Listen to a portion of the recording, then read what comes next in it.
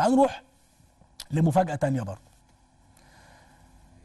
بتاع مؤتمر الشباب اللي بترعاه رئاسة الجمهورية بدأ ياخد مكانه في بعض المحافظات.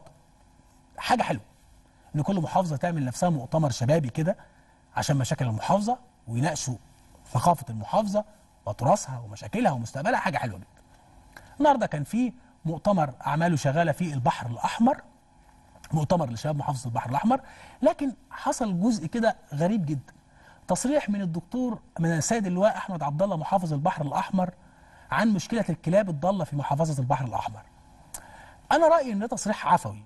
الإدارة بتاعة الطب البيطري في البحر الأحمر بتقوم بعمليات إن هي لإخصاء الكلاب الضالة علشان تحجم من انتشارها في المحافظة. تمام.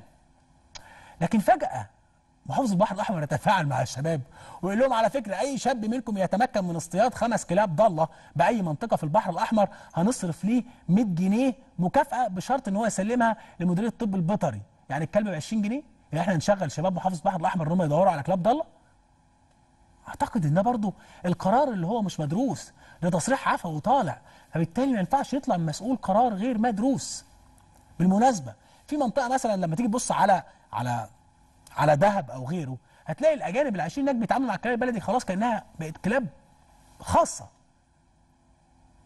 فيعني انتوا عارفين لما تيجي تاخد دواء عشان يعالجك من مرض ما، مهم جدا انك تقرا وتدرس الاثار الجانبيه لهذا العلاج، لان ممكن يشفيك من مرض ويجيب لك مرض تاني.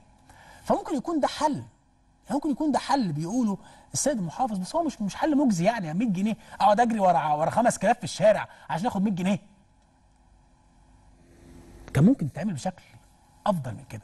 كان ممكن اقول ان انا عامل فرق من عمال النظافه، تحفيز لعامل النظافه 200 جنيه شهريا لو قدرت ان انت تسلم لمدير الطب البيطري مجموعه من الكلاب الضاله. وقتها